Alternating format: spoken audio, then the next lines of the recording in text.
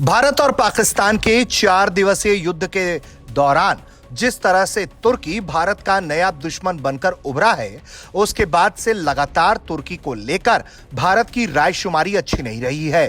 भारत लगातार तुर्की के खिलाफ अब कदम उठाता हुआ भी दिख रहा है। भारत के आम जनमानस में भी तुर्की विरोध की लहर साफ तौर पर दिख रही है। तुर्की ने साफ तौर पर पाकिस्तान का समर्थन किया, सिर्फ इस वजह से कि पाकिस्तान एक इस्लामिक देश है और तुर्की के राष्ट्रपति रजब तैयब एर्दोगन खुद को इस्लामिक खलीफा बनाना चाहते हैं।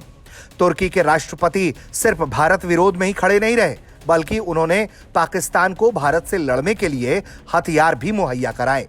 रिपोर्ट्स तो ये तक बताती हैं कि तुर्की के ड्रोन के अलावा तुर्की ने अपने कुछ ड्रोन ऑपरेटर्स भी पाकिस्तान भेजे, जिसके जरिए ड्रोन के साथ भारत पर हमला किया जा सके। लेकिन भारत के एयर डिफेंस सिस्टम्स ने तुर्की के तमाम ड्रोनों को मार गिराया। इस बात की जानकारी भारत ने डीजीएमओ लेवल प्रेस कॉन्फ्रेंस से लेकर विदेश मंत्रालय के द्वारा किए गए प्रेस कॉन्फ्रेंस में भी दी कि हमने तुर्की से आए हुए ड्रोन्स को मार गिराया है।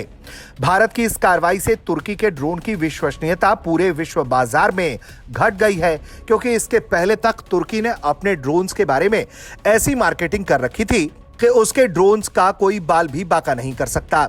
लेकिन चुटकी बजाते ही भारत ने तुर्की के ड्रोन्स को मार गिराए और अब भारत ने तुर्की के खिलाफ विदेश मंत्रालय के जरिए एक कड़ी प्रतिक्रिया दी है।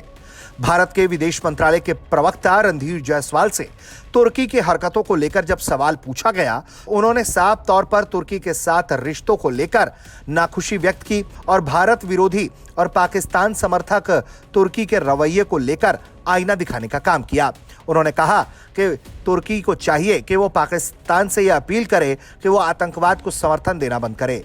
इसके साथ ही भारत के साथ अब तुर्की के रिश्ते कैसे होंगे, इसको भी लेकर भारत ने अपना रुख साफ कर दिया है।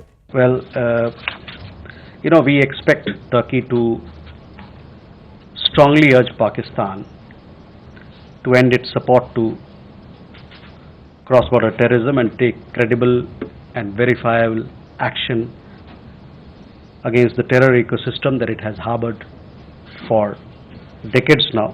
And relations, as you know, are built on the basis of sensitivities to each other's concerns.